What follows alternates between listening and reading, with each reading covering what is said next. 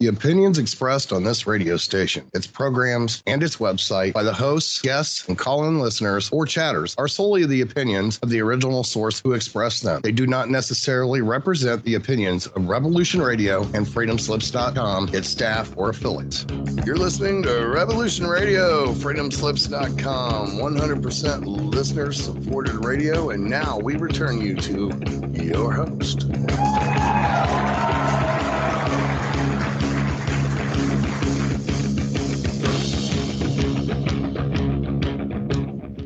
Ladies and gentlemen, welcome back to another episode of Cosmic Catastrophe on Revolution.radio. I am your host, Diamond, from the Oppenheimer Ranch Project. And joining us today is my lovely partner and co-host, Leah Shaper. Hello. Welcome to the show. It's going to be a good one. Our good friend, Dr. Willie Soon, just did the keynote presentation for the Clintel 5th anniversary, and it was well received. And we're going to be discussing the talk. The title was Scientific Challenges of the Detection and Attribution of Global Warming. And I think they did a pretty good job at explaining to the layman the type of manipulation that the IPCC has been doing. Yeah, I would agree with that. Now, the second half of the show is going to be action-packed. We're going to be talking about one of the most important archaeological discoveries of our time or ever, which is Göbekli Tepe and some of the other locations which date back to the Younger Dryas catastrophe. A new paper coming out by Martin Sweatman describes some of the new interpretations of the archaeoastronomy and how they may point back specifically to the Younger Dryas catastrophe. Yeah, and you might recall that about a year and a half ago, we talked about another Sweatman paper, which was Sweatman and Sitricus, that also delved into the archaeoastronomy at Göbekli Tepe, and again pointed back to the Younger Dryas catastrophe. Yeah, so we'll get into that in great detail, but let's first jump into the Willie Soon paper, and let me know when you can see the screen. No, I can't. I really liked this particular cartoon. Yeah, this is actually a slide in Willie's talk, and he begins the talk by discussing the difference between science, which is an endeavor that you and I do every day or every week when we do the show, where we look at data and we discuss maybe new or better interpretations of what we're looking at. This is as opposed to the trademark science of the IPCC or the consensus or shut up, you're a racist. Right. And again, I'm still asking the question, in what way should consensus ever play a role in science? And the answer is never. Science has nothing to do with consensus. Right. And as we delve into this, we're going to find that the consensus is a group of non-scientists that are using bad data to prop up some agenda, not science. Mm-hmm. Yeah. All right. So Dr. Willie Soon's keynote presentation, you can find it on his website. He's got a science group that he started after he was blackballed from academia, because he does science and he's not part of the trademark team. So his new group, Ceres Science, is independently funded. And go over and give them a couple bucks there because all of their publications are free. You can read anything they want. These are scientists that will directly return your questions via email. They're not in it for clout. They're in it for science. Yeah. And the fact that they're regularly doing this work and inviting criticism, like let's have a conversation and a dialogue and an exchange of information, which is what should be happening, And it's interesting that they go over into European countries that are more open to actual science, and they find huge groups of scientists that are not from the U.S. willing to share actual climate data that goes against the IPCC narrative. Right. Isn't that funny? Yeah, strange how that works. What's also interesting is that a recent study showed that over 90% of IPCC scientists don't agree with the consensus. So how is that even possible? Oh. All right, here's a quick summary of the presentation. In the talk, Dr. Soon discussed major fundamental problems with the detection and attribution of global warming. Now, here's the beginning problem. Before we get into this, I'm going to jump over to this paper. Mm-hmm. The net isotopic signature of atmospheric CO2 sources and sinks. And very clearly, if you read this paper, which most people could digest, you're going to find out that 96% of that CO2 rise we see at Mauna Loa that keeps going up and it's our fault, 96% of that is controlled by Earth's temperature. Right. And they can only attribute 4%, if at all, to human-caused CO2. Right. Well, it's, I mean, the beautiful thing about this paper is that it shows you what the background information is. It shows you how, let's say, CO2 is rising due to the biosphere rather than human-induced causes. And it shows that very clearly through some fairly simple math. Yeah, and it's 96% attributed to not us. Yeah. Yeah. And so just this with the background information, if anyone begins to delve into or jump off the cliff in the climate change narrative, if you're looking for facts, if you see these facts as your starting point, 96% of the CO2 increased is controlled by Mother Nature. Let's say we could eliminate all humans, all carbon output. We all stop driving and flying. Nothing changes. Right. The data would be exactly the same as it is, right? And like one of the sort of true tests that shows this, right, is that they take carbon data from 4 different stations around the world. And these are well spaced as far as latitude is concerned. So like you have one in Alaska, you have Mauna Loa, you've got one, I can't remember where the 4 stations are off the top of my head. Do you remember? No. I'm looking. But one of the things that the data set ends up showing is that there's change that occurs that's seasonal. Trying to find the right graph here so I can point you to it. That's seasonal, and which is what you would expect if temperature is actually driving CO2 emissions, right? So if the temperature is warmer, CO2 goes up, and if it's colder, it goes down. And you see that very clearly in the data, that it's going up seasonally when it's warm and dropping again when it's not. But the other thing is that, as is rightly pointed out here, is that there's a difference in how carbon dioxide is processed, let's say by plants. So let me back up a little bit. So they're using something called the reduced isotopic ratio, which is basically a ratio of the amount of carbon-12 to carbon-13.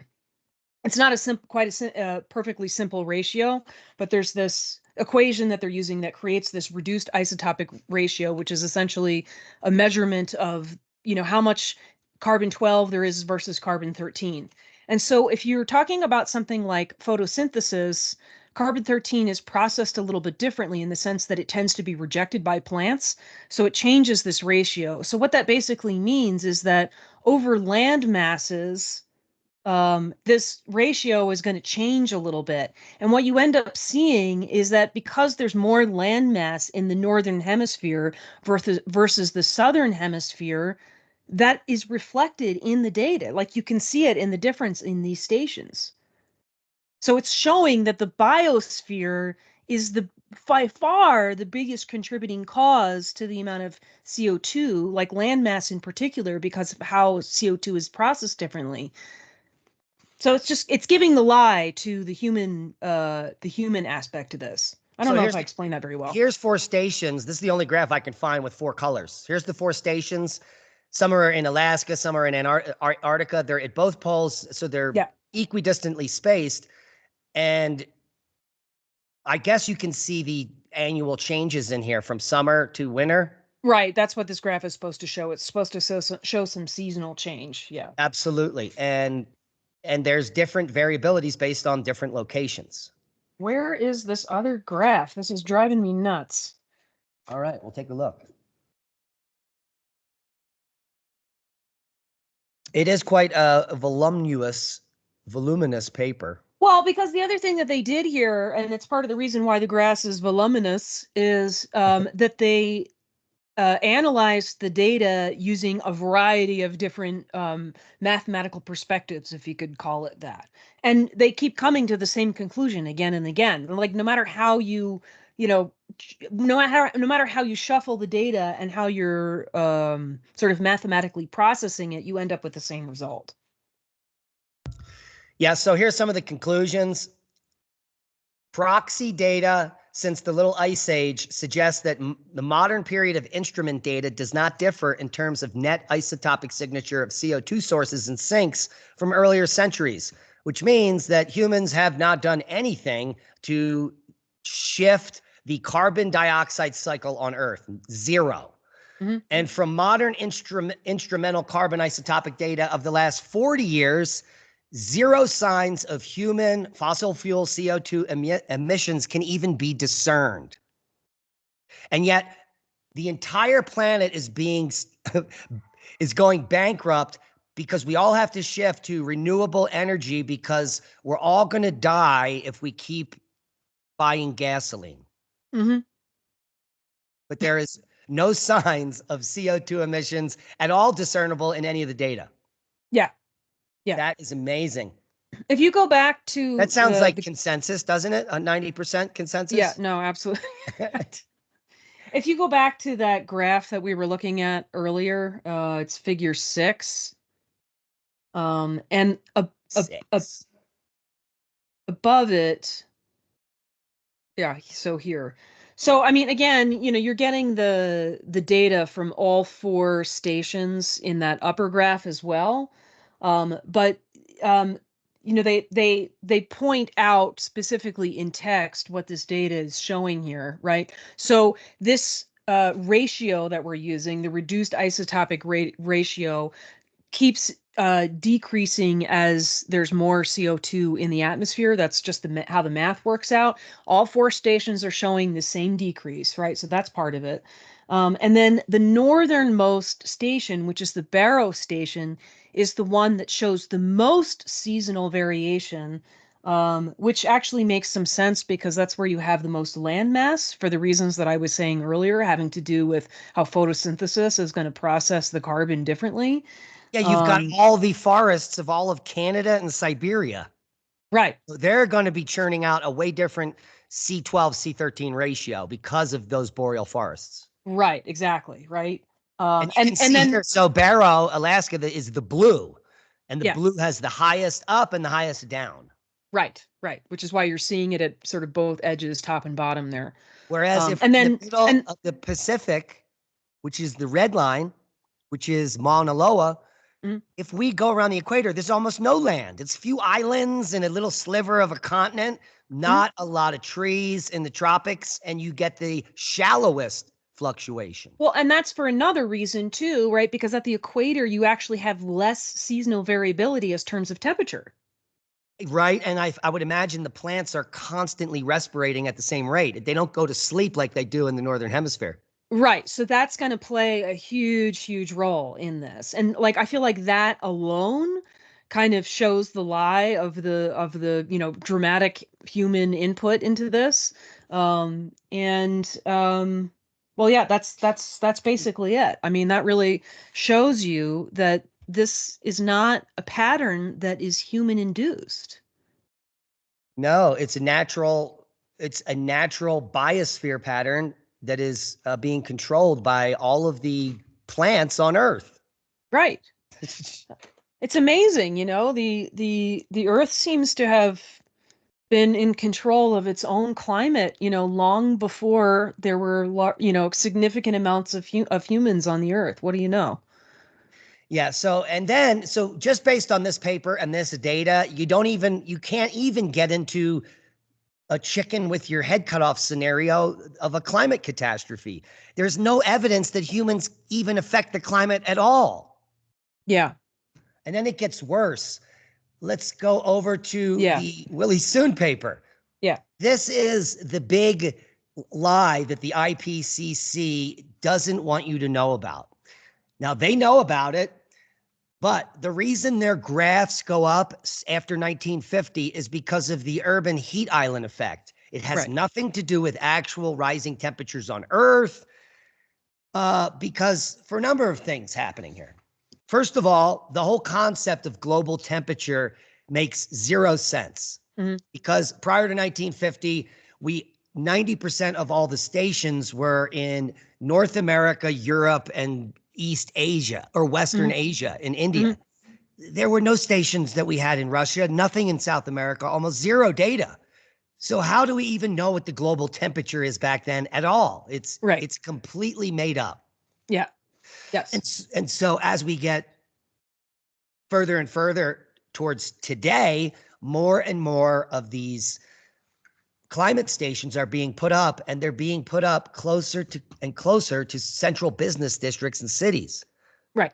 And that's like, according to Willie Soon's data, that would be like 85 to 90% of all of the weather stations are in urban areas.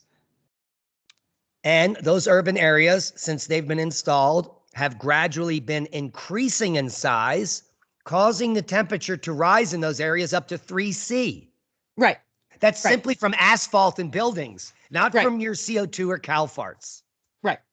And so even if you were to, you would have to somehow come up with some kind, I don't even know how to express this, but obviously if 85% of those stations are in urban areas, that's going to misrepresent the temperature on Earth in a very dramatic fashion.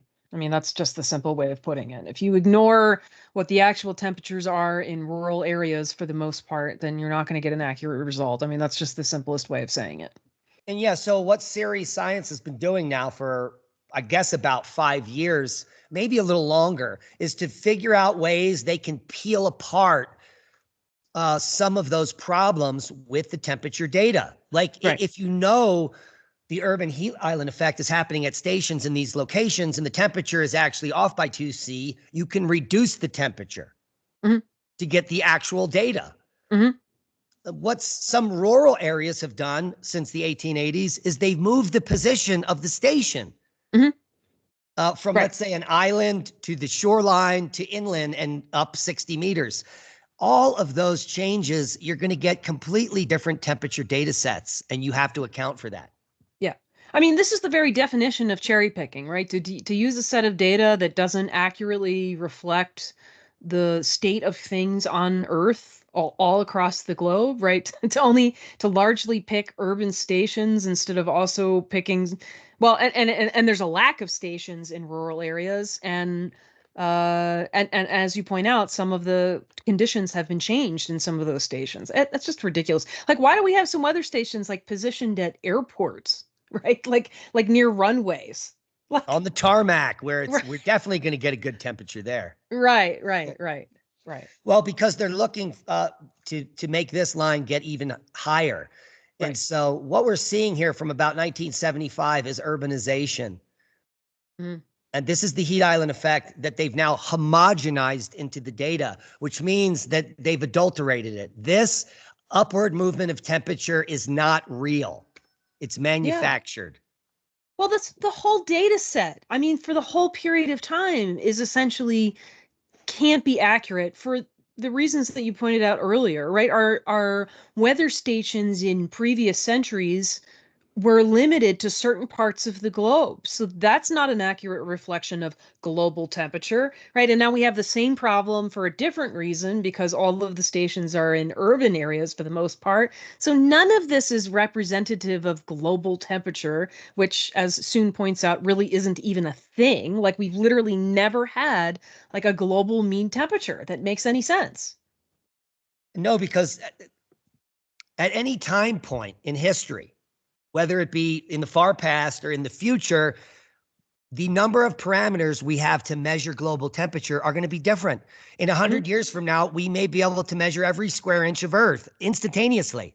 100 years in the past, we had 78 thermometers on the whole globe. Right. So it's completely nonsense. This Yeah. graph that goes from 1850 to present, as if these data sets are related, or this is actually a graph of anything. This is just comparing apples to oranges, and neither apples nor the oranges represent anything accurate. Right. And so he goes on to talk about all the different variables that the IPCC uses to increase the angle in their hockey stick. And he also goes on to talk about some of the things that they don't consider as important, like the sun. If you look at the graph of what the IPCC uses, I hope I could find it here.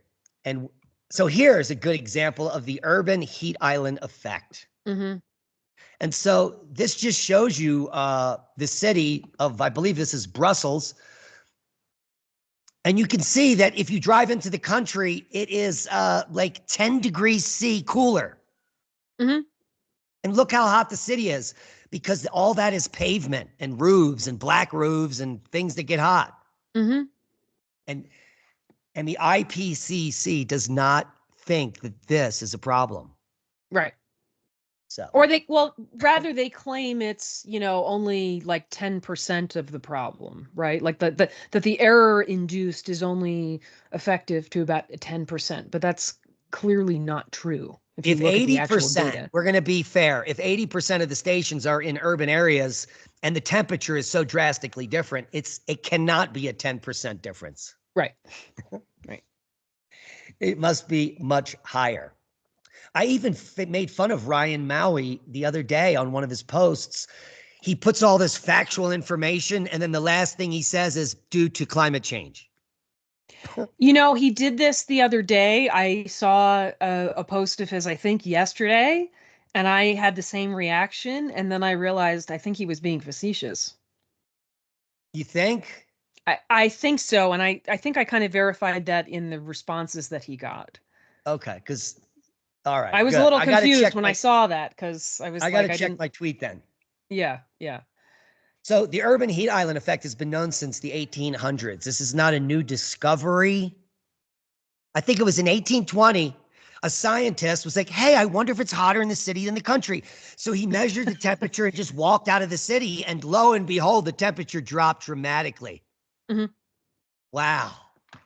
Well, I mean, Willie Soon even talks about how, just as like a regular human being, you can observe that, Like, I mean, I certainly would notice that in Philly, right? Like, Philly is oppressively hot. Like, you can feel how the city is like capturing all of this heat. And then you leave the city and you go to the suburbs, which is, still quite a lot. It's also going to have its own heat island effect, because it's still heavily populated and quite dense and full of pavement and all that stuff. But there's a difference in temperature for sure. Yeah. And let's talk about the data. Here is the evidence that Willie shows that the idea and concept of global temperature is ridiculous. More than 75% of weather stations are urbanized, meaning they're going to be reflecting urban heat island effect, not global temperature. And back in the 1880s, the red dots are where we had temperature stations. 0 in Africa. How can we get a global temperature? 0 in Antarctica. Almost 0 in like Siberia and Russia, and 0 in Greenland. And then, so today we have a little better array, but still not comprehensive enough to say there's some global temperature based on these stations. It's interesting that we seem to be lacking stations in Greenland. It's all ice. You can only walk on the edge. Yeah. There is one station, Vostok, on top, and we've got the Greenland, the Danish meteorological group is there as well. So I don't know why they don't have red dots, or maybe we just can't see it. Right. But either way, right, if we're not also measuring the cold places like the poles, then how is this useful or accurate information? It's not. And I'll tell you why. Here's a good example. This is the Valentina Observatory in Ireland. From 1867 to 1892, the station was located out here on the island. From 1892 to 2001, it was located here near the ocean. And in 2001, they moved it here 60 feet above sea level to this field. Yet they consider the data set a continuous example of the temperature in Valentia, Ireland. But that's not true. It's like they're trying to move it to a hotter and hotter area. It's like, no, clearly it is what they are doing, right? It's the same reason why we put weather stations at airports. Because we all are going to burn up. Well, and then the other problem here, right, is that obviously, as we have said 3 times now, the number of rural stations is limited. And they have less history as well. So, he's as soon as trying to put together a data set has put together a data set of from rural stations only to get a feel for what that data may look like. But that presents some challenges because there's a limited number of them and they haven't been there as long. Right. But here's a good example from Valentia Observatory. Even though they've moved it, the temperature has stayed exactly the same. Right. That's a very flat trend. Yeah. Yeah. It's not the hockey stick that they're showing. Yeah. So that should leave a lot of people some pause in what's going on here. And the fact that they don't consider the urban heat island effect a thing is completely bizarre. Right. Well, and then the other problem that he rightly points out is let's call it statistical manipulation of the data that we do have, right? So even if you recognize the inconsistencies in the data that we have, the apples to oranges issues, et cetera, what we have people applying these sort of statistical manipulations to sort of make everything consistent. But as he rightly points out, the data itself, let's say from any given station, keeps being revised in order to fit that statistical modeling. So like if you have he shows like a station where the data is like very constant, but then if you look at it through the lens, which is the real data, and if you look at it through the lens of this statistical manipulation, the numbers start jumping all over the place. So it's like, what are we doing here? We're just working with tons of fake data. Yeah. Yeah.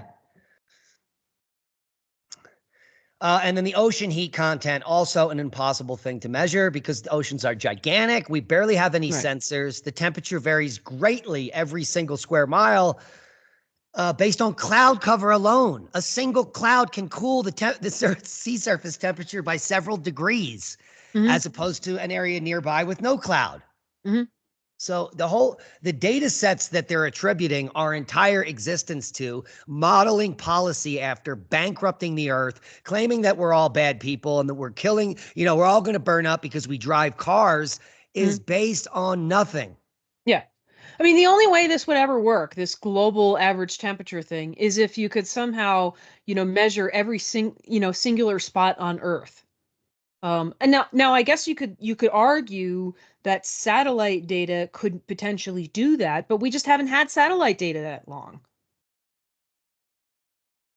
And here's where it gets hilarious. This is the natural forcing of the sun that the IPCC considers. Yeah. So the sun isn't. Volcanoes. A single volcanic Pinatubo eruption is 1,000 times more powerful than the sun. Right. That's so ridiculous. Oh, my. I like this. Well, and doesn't the IPCC basically try to restrict which CIMP data set you can use for the solar forcings? Well, they're like, you can only use this one because it's, such minimal forcing. They come up with new CMIPs every 7 years. So right. Yeah. The next one is in 2028. Yeah. Yeah. So hopefully we'll be boiling then. Yeah. I love this cartoon as well. Come on, boil. Mr. Bob, Mr. Bright Orange Ball. Yeah, how about that, IPCC? Yeah. We should all email this to the IPCC, this picture. Right. Well, it's this idea that solar forcing amounts to nothing. It's the equivalent of what I'm forgetting his name, who pointed out that the general calculations for the effect of the sun on Earth essentially is treating the Earth like it's a flat plane instead of a sphere that has two hemispheres, and only one of which will be lit at any given time. It basically Joe ignores all of that. Postma. Joe Thank Postma. you. Postma, yes. You know, it's the same thing. Let's pretend that the sun has no effect on Earth, which is absurd because even if you were to only study the sun itself, not its effect on Earth, just the sun, you would see that there's quite a lot of variability in the dynamics of the sun and how it behaves, and that it has its own patterns. So that alone should tell you, given that it is our only source of warmth, period, if the sun is changing, then it's going to have an effect on us. Yeah, I wonder why our ancestors worshiped the sun. Right. I wonder why our ancestors, you know, at times had to do things like wear red ochre to protect themselves from the sun. I wonder why we sunburn. I don't know. It's a probably mystery. Yeah, the IPCC doesn't think that sunburn is a thing. Yeah. So Willie goes on to talk about solar variability. When he got into Harvard as a special fellow or whatever happened 30 years ago there, he was in an astrophysics section, but he knew nothing about the sun. He knew about math and other stuff. And then he started to look in the sun and the high variability nature of our star, and it blew his mind why climate models did not include this. It makes zero sense. So for 30 years, he's been trying to get some scientists to wake up to the idea that the sun may have something to do with the climate on Earth. Yeah, what do you know? It's funny, you know, because on the dark side of Earth, it's at night, it's colder than it is on the lit side of the Earth. I wonder why. And so I think total solar irradiance has something to do with it. But until we can erase the urban heat island effect from these graphs, mainstream scientists, when they look at the TSI data, are going to put up that graph of homogenized data and say, see, it doesn't match the sun. Because, yeah, that graph doesn't mean anything, that temperature graph. Right. Yeah. So that's the problem. We're in the infancy of understanding how the sun controls climate on Earth. And until we lose the dogma of the settled science, the trademark science of the IPCC, we're doomed. It's completely crazy because it's like treating science like it's supposed to be democracy, that it's supposed to be some kind of mob rule where everybody has to agree. I mean, science is determined by data, right? And then from there, theory. And there will always be other people doing further examination and finding maybe exception to the theory or a modification that needs to be made based on other evidence. It has zero to do with people's opinions, or at least it should be that way. It's so absurd. And this, like, I love this cartoon here because it's showing that the IPCC and related globalist influences are acting like the freaking mafia. Agree with us, or we won't give you any money, and we might destroy your career because you don't agree with us. I mean, it's not even democracy, right? It's just mob rule. Right. And that's provable because scientists that are the main cheerleaders of the IPCC and the garbage data, like Michael Mann, he's blocked everyone. I'm blocked. Willie's blocked. Everyone's blocked. I don't want to hear what you have to say. La, la, la, la, la, la, la. It's like, because he knows he's a liar. He knows he lives in a bubble. He knows that he's getting paid by the IPCC to create these graphs. And he's get his best-selling books from all the brainwashed woke-tards out there that buy that garbage. They gobble it up. These are books saying you're terrible and the earth is going to die. Why would you want to live in that paradigm? Right. And then if you dare to, dare to provide some evidence as to why the mob rules conclusion is incorrect, you're a terrible person that should be silenced. It's like, what is this? What world are we living in here? Yeah, I wish I knew. But this is very common, that this phenomena where people just ignore evidence. I I just had an argument with somebody on X that it was hilarious because this person was making a particular argument. I'm not going to get into the details, and then they send me a media article as proof of their argument. Now, the media article referred to a study that was done. I was immediately suspicious because there was no link to the study in the article. And in my experience, that's usually a red flag. So I did a little bit of research and I found the article that the media, that I found the study that the media article was citing. And then I read the study, and the study's conclusions do not match what the media article says. The media article is claiming that the study has some conclusion that it does not. It's just media spin. And so I point this out to the person who gives me the media article as their proof, quote unquote. And I'm like, the study that is cited here doesn't even support what this article is saying. And then they start poo-pooing the study. I'm sure it's a good study, just like these other, manipulated studies. And I'm like, what? I mean, I don't, people's thinking is so twisted. And it's the same in the scientific community these days. You provide the evidence that counters a conclusion, and then instead of actually looking at it, even if it's part and parcel of what they were saying to begin with, they just refuse to look at it and pretend that it's not there. It's this la la la la la la la. The Michael Mann effect. Yeah, it's like, let me come to my conclusion before all of the evidence is in, and then when the evidence comes in to counter my conclusion, I'm just not going to listen. I'm not going to look at the evidence. It's like, what? Yeah, that's the state of science in a nutshell. Yeah. And there are factions, like the division is complete politically, scientifically, they've got it covered. What they've been trying to do for decades has officially been done. Yeah. Yes. Well, and now, the result is you have a population of people that are, at least in respect to global warming nonsense, a lot of people who are like walking around feeling bad for existing and bad for breathing because they're made of carbon. Right. The Great Barrier Reef is a great example. It has had the 3 last years of the highest coral cover ever recorded in history. Yet the media continues to tell these brainwashed people that it's the worst bleaching event, all the corals dying, and they believe it. And even when you show them the graph of the Great Barrier Reef, it does not compute. That's not true. That graph doesn't show me the reef. The reef is dying. That's just a graph. Right. It's just like, what?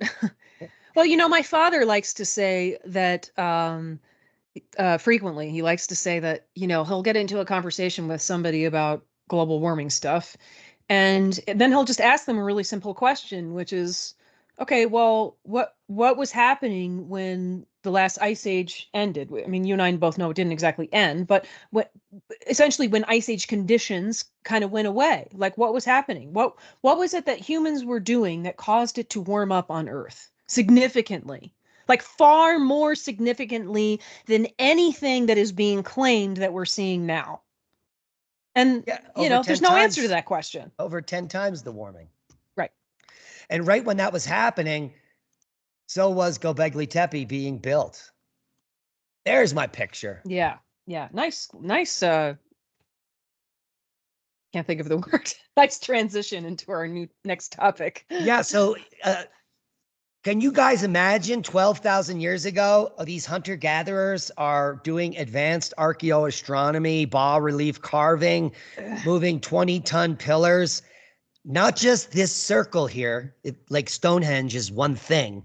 There are thousands upon thousands of these stone circles unexcavated, waiting to be excavated in dozens of locations all over Turkey. Yeah.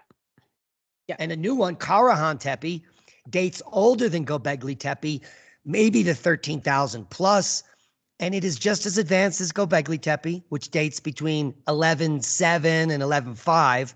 Mhm. That would have been the end of the Ice Age event, which there is no explanation for, no mechanism, no trace evidence.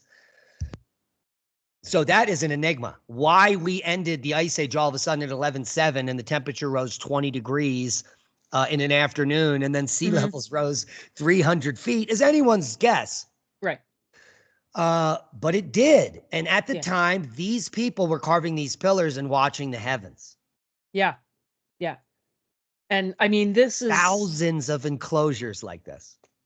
It's Göbekli Tepe is one of my most favorite subjects because it is so fascinating, because it's clearly so advanced, as you and I have talked about many times now.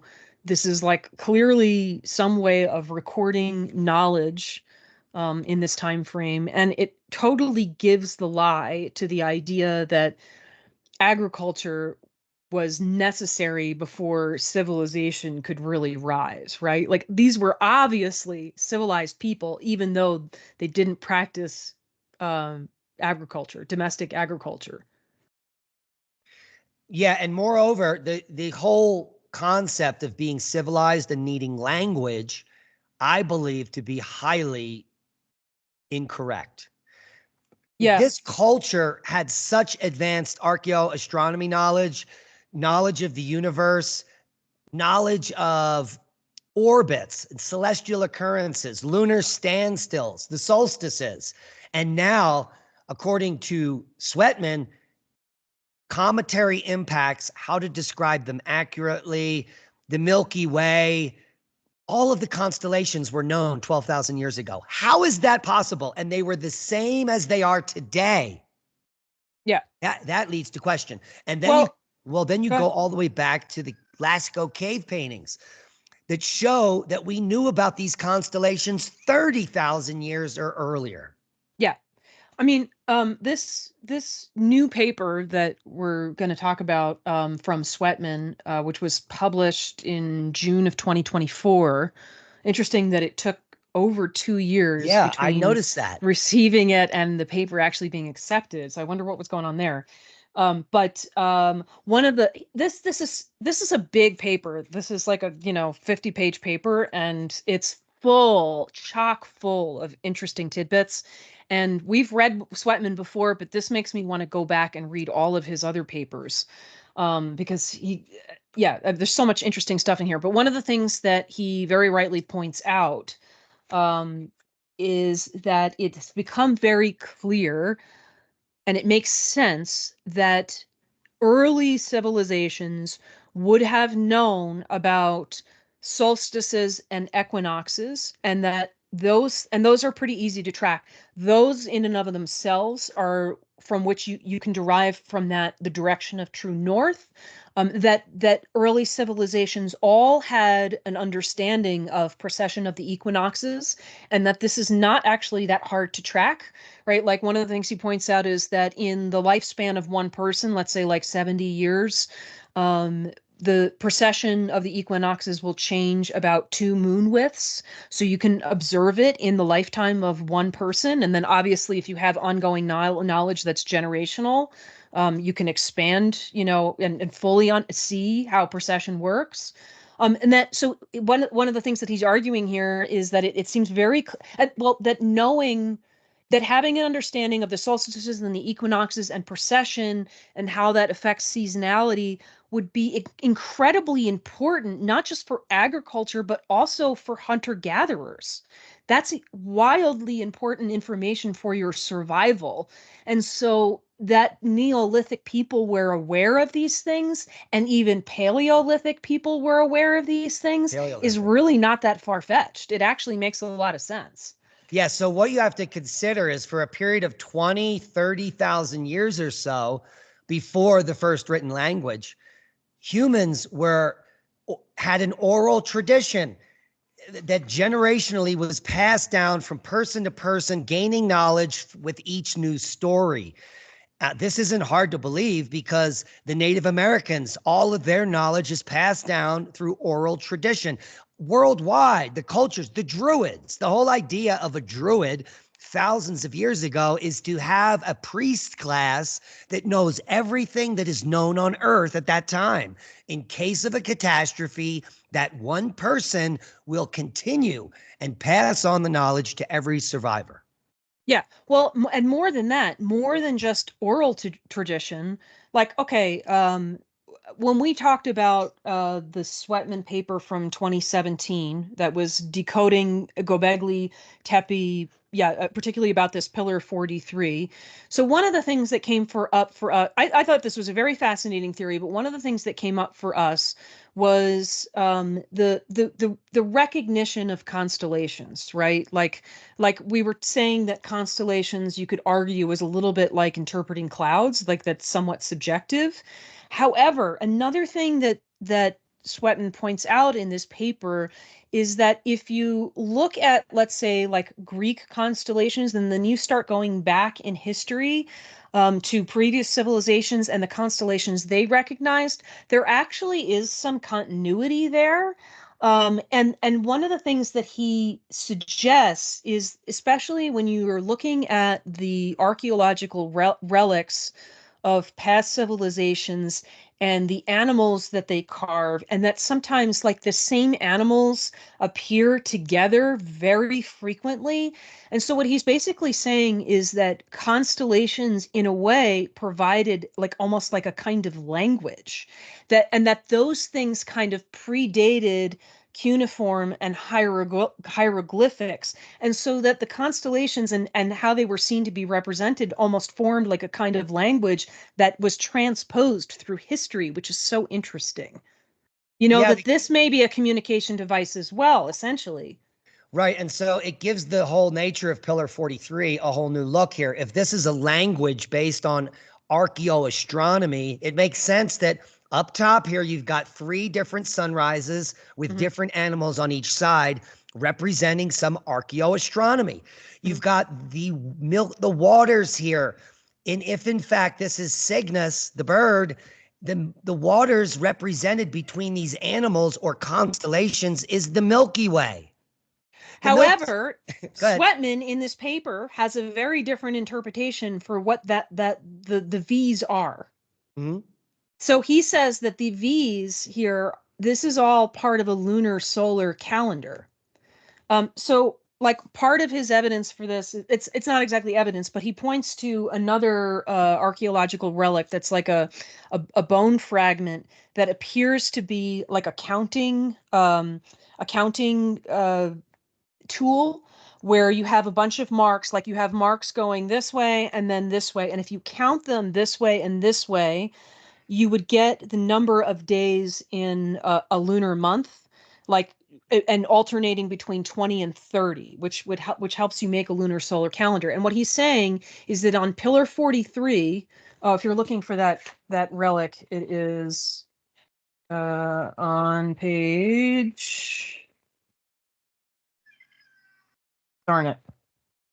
1 second. I always have trouble finding this for some reason. It's on page 14. I don't have pages. I don't know where you get pages. Figure six. So go back up. I don't know where you get pages over there. Well, I have this printed out. That's why. And I have the PDF printed out. Sorry. And you're looking at the HTML version. That's why. Yeah, mine's much better.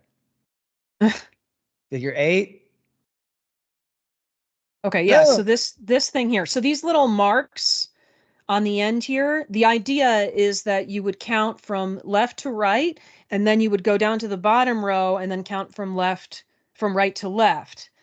But then if you go back, that's a 28 days. Look at that. That's a 28-day cycle. It's actually, I think it's 29 and 30. So if you there's 29 moons here. Well, the idea is that you go left to right and then right to left in the bottom row, and then you reverse direction. So you get 2 different numbers, right? Because when you reverse direction, you're not counting the first mark again. You know what I'm saying? Yeah. So it's the idea is that this is a way of counting a lunar month. And so if you go back to Pillar 43, and he has a whole explanation for how this works here.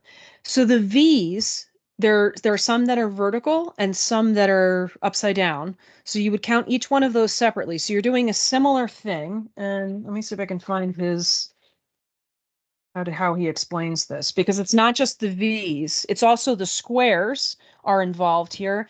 And the V around the bird's neck is also part of the equation. This is such a detailed, dense paper here.